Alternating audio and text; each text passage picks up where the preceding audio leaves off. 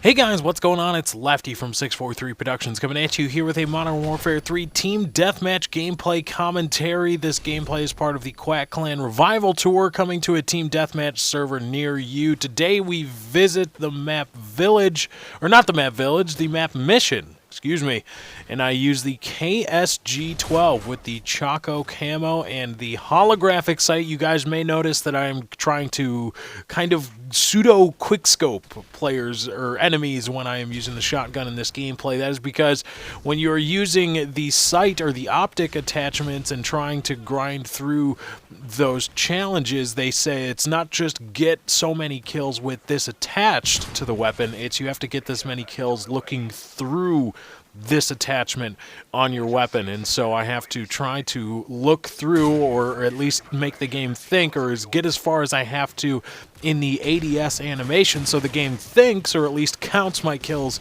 as looking through the optics, because this just looks kind of stupid, the whole holographic sight on a shotgun.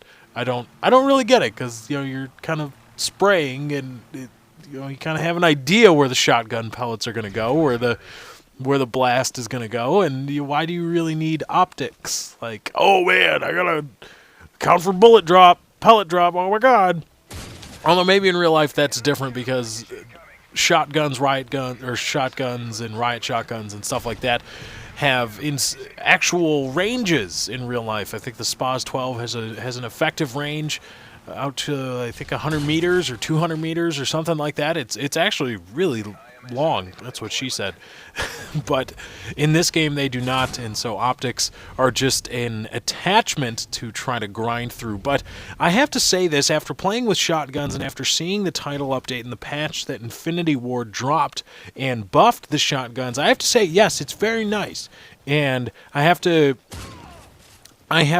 console myself to sound like the person that's biting the hand that feeds it. But while it is very nice that shotguns finally got a buff, the Striker got nerfed. Again, not enough in my mind. I think the Striker needs to shoot at an RPM no greater than something like the AS-50, because the USAS, it has an insanely low RPM, and the Striker does not need to have an RPM that's almost 3 times what the USASS is.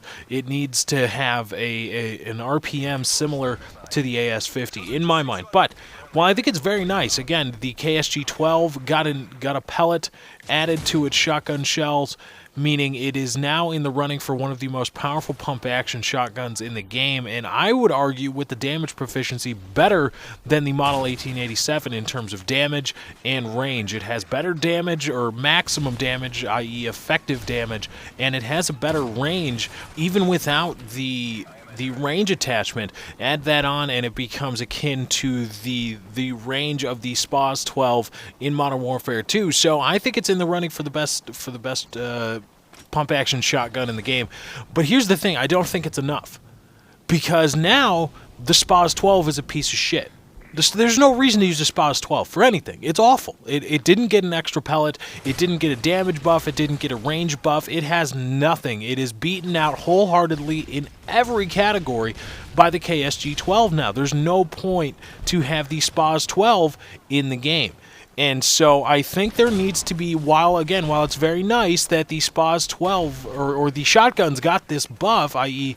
the KSG-12 and the USAS-12, I think there needs to be more work done to shotguns, and I think it can only come from a base increase to the damage and range of each shotgun. And I'm here talking about the pump action shotguns. I couldn't really care less about the semi-automatic or automatic, whatever you want to effing classify them as. I don't really care. They are not pump action, okay? I don't care about the non-pump action shotguns, really, because they just don't really appeal to me, other than in mindless fun. The pump action shotguns are really where the real men do their shotgunning, in my opinion, in my very humble opinion as a shotgunner.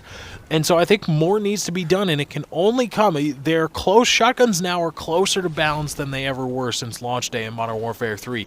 But just because they are closer to being balanced doesn't mean they are balanced, and it doesn't mean we should accept them not being balanced.